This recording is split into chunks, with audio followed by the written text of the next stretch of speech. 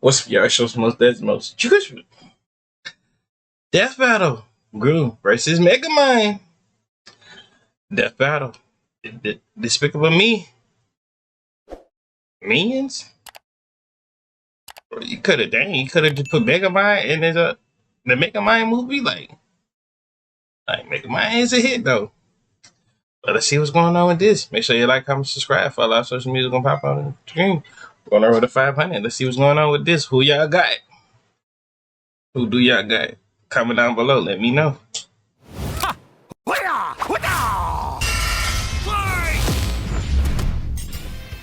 Gru versus Megamind. You either die a despicable villain or live long enough to become an admirable hero. He's Wiz and I'm Boomstick. And it's our job to analyze their weapons, armor, and skills to find out who would win a death battle.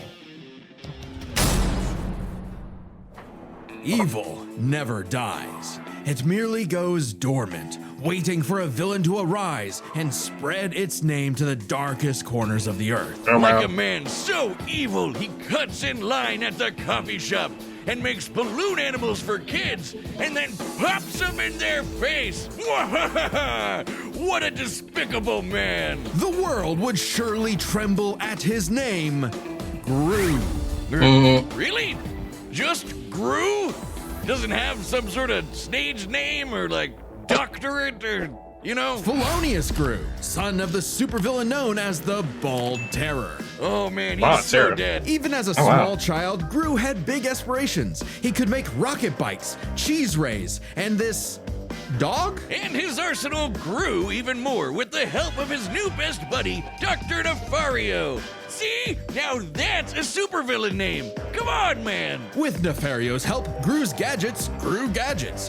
Flamethrowers, sticky fingers, fantastic entertainment for 2-year-olds, and a fully weaponized airship. Though I must question this thing's aerodynamics. It's loaded up with wing-mounted machine guns, a rocket thruster that can escape the Earth's atmosphere, and a whole lot of missiles. Despite the impressive firepower, Gru's go-to weapon seems to be his freeze ray, which can encase most people in ice with a single shot. With his gadgets and gusto combined, and a little teaching from the School of Villainy, Gru started making strides in the underworld of evil. He swiped the crown jewels when he was only a kid, nabbed the New York City Jumbotron just for fun, and even stole both the Eiffel Tower and the Statue of Liberty. Oh wow. From Las Vegas. Yeah, Gru was bad, but he wasn't good at being bad. A lot of his schemes kind of blew up in his face. The line dividing genius from moron is a thin one. Just look at us. Oh yeah, my back hurts from carrying all the genius between us. Regardless, while Gru may not have been the infamous villain he'd hoped, he did earn the loyalty of a few guys. Guys? Yeah, guys, like little guys. There's Kevin, Bob, Stuart, Otto, Billy, Larry, John, Liam, Chad. Oh, the Minions! Ah. And that's not just their role, it's the actual name of their species. Right, the Minions have existed since the dawn of life itself, over 3 billion years ago, and they all follow one instinct: to serve the biggest, baddest, most despicable villain they can find. T-Rexes, Count Dracula, AI artists, whatever evil they can lay their grubby little eyes on. Or just one eye. But finding their big boss was the easy part. Keeping them, not so much. Oh wow. The amount of times the Minions have incidentally caused the death of their own bosses is staggering. Wait, didn't one of them serve the Queen of England? What about it? Nothing. The Minions witnessed Gru's villainy firsthand and decided that he would be the next big boss they follow. It worked out like PB&J, because like Gru, these guys do machines. The Minions invented the fly. Sure do. Bro, they like, I don't know, say they like low key some. If you're really looking at it, like some people that need to like somebody to look up to.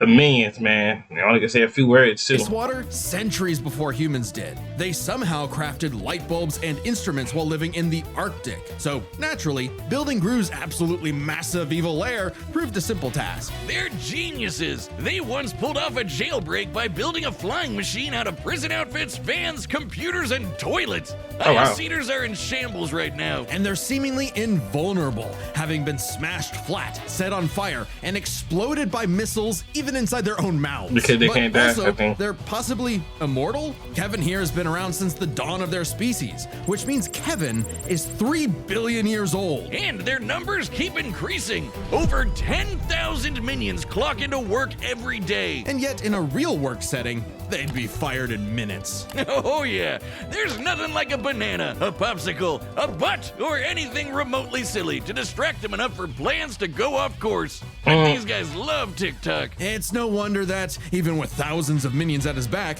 Gru still couldn't cut it as a supervillain. Maybe it was time to hang up the freeze ray for good, but not before taking a chance at his ultimate dream. The moon. The moon! Easier said than done. Oh no, really? The moon? When he couldn't get the shrink ray he needed on his own, Gru required a new, even more despicable weapon. Children. Specifically, adopting 3 girls. And somehow it worked! Crime of the century, here we go! How tragic that through all the dance recitals and unicorns, Gru discovered the joys of fatherhood. Oh, story of my life. God, I'm so proud of her. Oh, wow. Anyway, out with the villain and in with the bedtime stories. But even though he turned a new leaf for his daughters, Gru wasn't done commanding his minion army. Now he'd just do it as not a villain, by joining the Anti-Villain League. The AVL hooked him up with lipstick tasers and goop grenades, mini submarines and high-tech cars, and some great date nights with the future Mrs. Gru. Things are looking up, buddy. 5 minions even underwent experimental procedures to become more powerful than before. The Mega Minions. Yep. Tim stretches. Dave got super strength. Gus got super strength and flight. Sorry, Dave. Jerry became an indestructible brick monster who eats live bombs. He's my favorite. And Mills' new laser eye can blast through the planet and hit a satellite on the other side in less than a second. Oh, wow. Calculating its speed across the Earth, that's 5%. Just imagine the speed of light. you on a serious match or you live stream it and the satellite connected to your stuff, to your Wi-Fi go out. Nah, bro, I'll look you be heated. Not gonna hold you. I'm gonna be heated, bro. Especially if it's some money on the line. Oh, nah, that's crazy. So, Gru's true calling wasn't being a villain at all. He's an anti-villain, and he's good at it too. This guy can dodge heat-seeking missiles and casually punch out a shark in one shot. All because he was in full dad mode. But the most incredible element here is easy to miss. For billions of years, the minions have had the biological drive to serve the greatest villain they can find. And yet, despite Gru's turn away from villainy, they chose to continue serving him. The minions' love for Gru is so strong, it immortal genetic code. They still see greatness in him, even now. After all, Felonious Gru will go to the moon and back to keep his family safe. Wait, Kevin, don't touch that button! Okay, Megamind should be up next, but there is a chance that it got totally nuked by DreamWorks since they hit our preview last week. Don't worry, we have a plan. That energy. They're What happens when the villain wins? On a grim, dark day, the citizens of Metro City Megamind. learned the horrifying answer to that question. When their hero, their Metro Man, was lost. No. Dude faked this death. He didn't want to live that lifestyle no more. He wanted to be a pop star, to be an artist. Like, nah. bro. Forever. Bested by the fearsome supervillain destined for greatness, Megamind. Cause if your rival's name is gonna be that on the nose, you better match that energy. Their feud goes way back to when they escaped their dying planet Superman style, and immediately got in each other's way. While Metro Baby landed in a nice and cozy home, he caused the weird blue kid to crash land in prison and literally grow up behind bars. What kind of city government would make the kid stay in jail? It Thanks. wasn't as bad as you'd think. He was a perfect fit for the Metrocity prison for the criminally gifted. Metro City. But while everyone outside bars loved that new kid who could fly, they weren't too keen on the boy with the big blue head and his constant string of destructive accidents. So if he was going to be the bad guy no matter what, why not embrace it and become a true supervillain? Sounds kinda like you. Megamind is a genius inventor, creating weapons to stage prison breaks before he could even talk. It does sound like me. With a bit of tutoring from Machiavellian in the ways of wrongdoing, he got to work on his crime-starting career, facing off with his destined rival over and over again. And Megamind's got everything he needs. An invisible car for getaways, assuming he can find the thing. A hover bike for flying and shooting at the same time, if he can multitask. Lasers, bombs, bubble guns, baseball bats, jet boots, and more. He had his own game. I didn't even know that.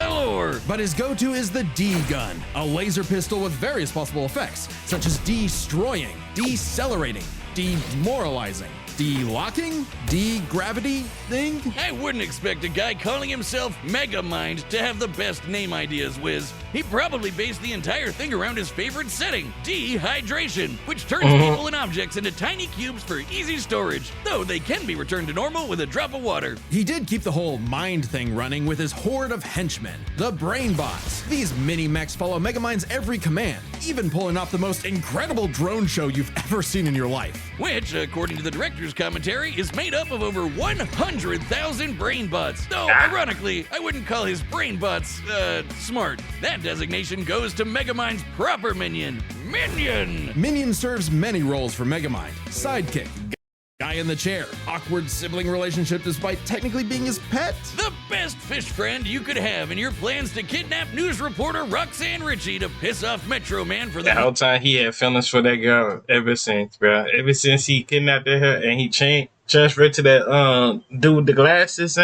he had feelings for her ever since. 19th time this week, or for the final time. Children, shield your eyes! He did it! Thanks to his most powerful invention of all, an orbital death ray that could shatter mountains, Metro City's hero had fallen. It was Megamind's time to rule. And he had no idea what to do next. With Metro Man dead, what was even the point? Clearly, he needed a new superhero to fight, and apparently, he could just make that happen. With his diffuser gun, he injected this loser with Metro Man's DNA, turning him into Metro Man 2.0, Titan. Megamind even trained him himself, using his disguise generator and expert acting skills. What a performer! But for all his smarts, Megamind is a terrible judge of character. When Titan turned tyrant, Metrocity needed yet another superhero to save it. Metro City. Thanks to some encouragement from an old friend, rival, who wasn't actually dead at all and just let all of this happen despite having godlike superpowers. Thanks. Thanks to some encouragement from a very experienced friend, Megamind stepped up to the plate. Hey, he had the moxie for it. Megamind's tanked explosions and dodged electric blasts. Titan was strong enough to toss around a skyscraper, and Megamind put up a solid fight with his mech armor. A suit specifically designed to mimic the pilot's movements, whether it be lamppost sword fighting, busting a move, or being surprisingly stealthy. And with quick thinking and some hench help, Megamind taught Titan a lesson he knew all too well. The bad guy always loses. So the city decided to just forgive Megamind of all his years of terror and destruction and call him their superhero. I guess they didn't really have any better options. And Megamind took his new role as the city's hero seriously. He even built a suit that mimicked Metro Man's strength, flight, and X-ray vision. Now, the D-gun is used to make runaway bad guys lose their balance and get caught. His portal bazooka is excellent for saving people from out-of-control cars. And while the Death Ray might not have been a hero killer, it's certainly great at blowing up giant evil robots. And Minion was all for it. Actually, once they went nice, Minion had to legally change his name to Old Chum because of some other Minion-related thing. What? You mean the yellow guys? No, I mean they got a cease and desist from Mr. Minion's Meatsicles. Sounds delicious. Oh, I'm still gonna call him Minion. You can't break up this duo. Even as Thanks. Megamind uses his tools for good, destruction still tends to be inevitable. To the point that, as the new mayor of Metro City and his new partner, Roxanne instated a policy that anyone inconvenienced by a Megamind battle would receive a free cup of coffee. That sounds horrifically ripe for corruption. So that's why there's so many Starbuckses everywhere. At least the brain bots are covering all the cleanup. It's a messy job being a superhero, but Megamind's finally I'm found surprised low-key this didn't have a number 2 to it. But it had its own show at its finest. Like, nah, that's crazy. his purpose, even saving the city from the Doom Syndicate, which is... I remember somebody told me back in middle school, in 5th grade, that somebody said I look like Megamind when I had my hair. I look like Megamind. like 6 of I think them. that's a Oh, compliment. not without some self-induced difficulty. You have an instant wind gun on your hip. use it. Hey, with girlfriend, sidekick, and adoring fans to keep him going, it doesn't matter what sort of danger comes to town. Megamind will always rise up as the defender of Metrocity. It's Metro City. Wiz, what happened to you? You look funny and squishy. I'm over here, Boomstick. That's the new death metal plushie.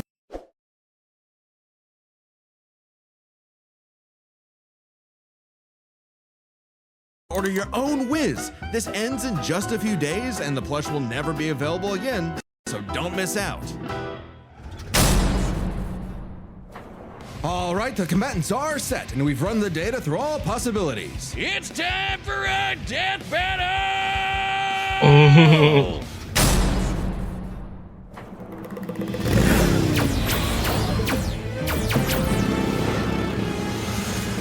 Minions, prep the artillery! We're not letting him get away! Why you sound like that? You sound like Jokic. Ooh, and here I thought it was the hero who chases the bad guy! Bruh, I hope they don't have no freaking music in the background like all half of the death battles be, bro. Oh God, bro. Ah! Oh,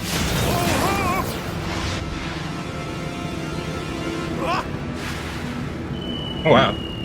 Minion, I'm going to need a new pair of pants. yes, sir. Sending you the Sunday Best Package. Take this!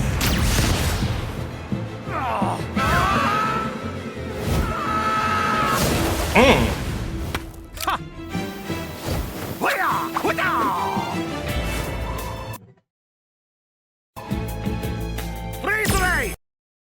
A dark color scheme! Strike ray!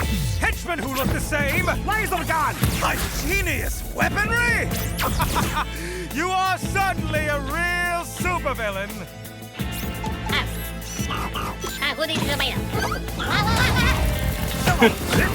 Oh wow. You're just missing one thing! And what might that be? Presentation! Minions, assemble! And start the music!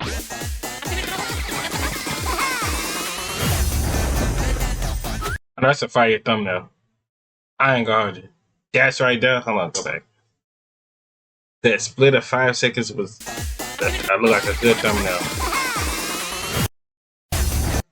This is a good thumbnail. I'm not gonna hold you. At its finest, this is a good one.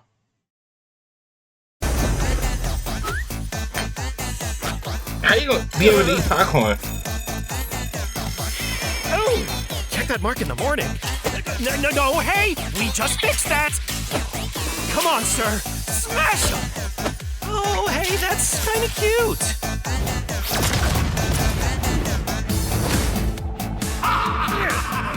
You dare challenge Megamind in my own Metrocity?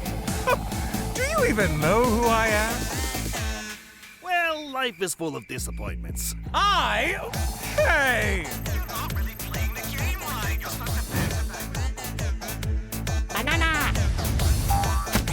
Alright, go. Alright. That's not fair. Cause he don't even have other people with superpowers and stuff like that. It's not low key kind of fair. Like, just you know, I'm just saying in general. Like, it's fairness. Like, it's not fair. But Now, as you like to say, Gun! If you're going to steal my lines, at least do it properly.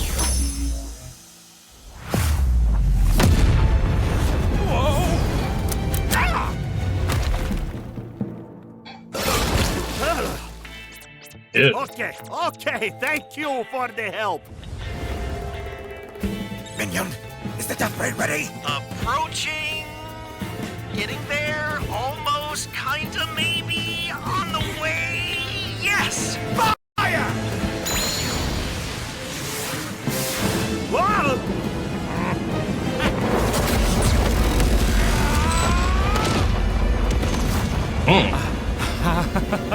Oh, Roxanne's gonna kill me. Oh wow. Remember this, villain. The good guys always win. This is how it it's really done. Dehydration gun! Villain! You mean... Oh, wait a minute. This is all a big misunderstanding. Oh wow. Huh?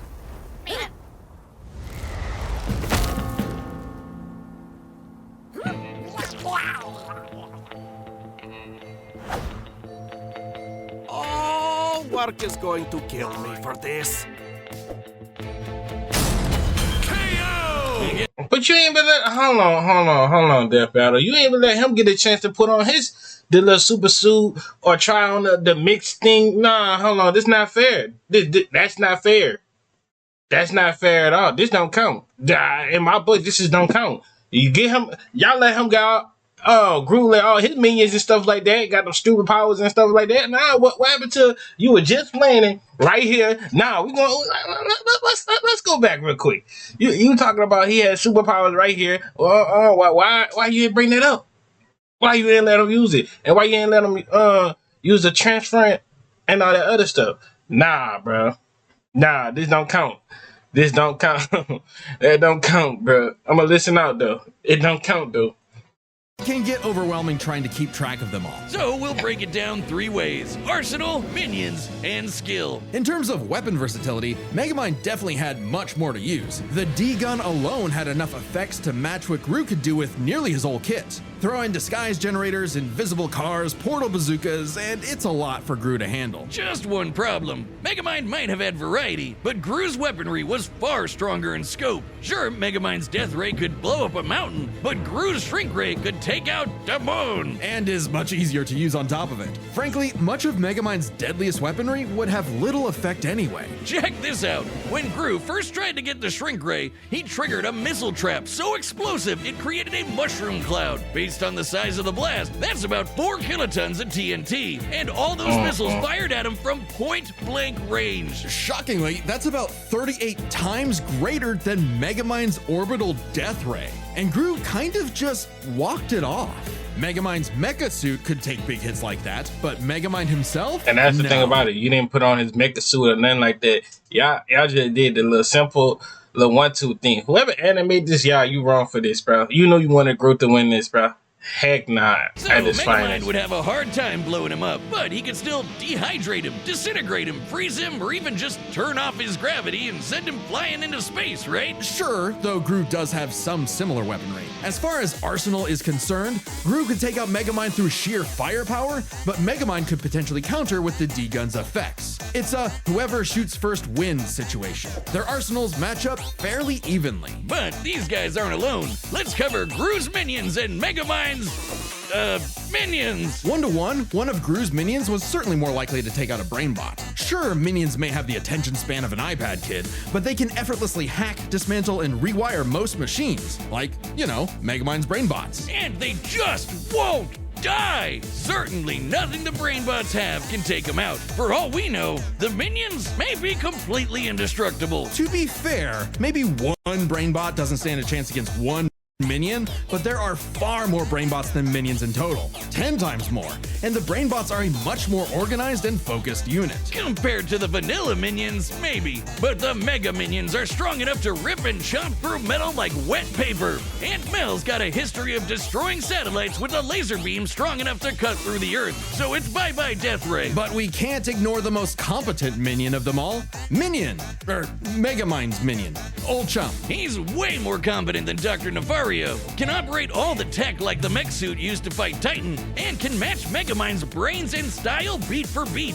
Remember that whole presentation bit in the movie? Yeah, that wasn't Megamind, that was Minion. While Megamind's army lacks the power of, say, the Mega Minions, having a second in command who's just as smart and capable as him makes up for it, making a battle of their underlings too close to call. So, if neither of them has a clear edge in weaponry or their henchmen, what matters most isn't the tools themselves, but how good or bad they are at using them. It all comes down to skill. Both Groot and Megamind have their share of less than genius moments and bad luck. But even in the face of things gone wrong, Gru tends to fail upwards, still ultimately completing his missions, unlike Megamind, who tends to fail much harder before he learns how to succeed. And we love him for it. It's not like Gru has to put up with Elvis Superman, but even during their villain phases, Gru found some success, unlike Megamind. Who also has a bad habit of not using his weapon effectively, like never using the D-gun against the Doom Syndicate, either because he can get easily flustered or he just loves showing off. So it's more likely Gru could succeed in a whoever shoots first wins quick draw situation with their arsenal. Okay. All right, but at that point right there, saying it get me to the they ain't use all his powers and stuff like that. Low key, cause it's like, nah, bro.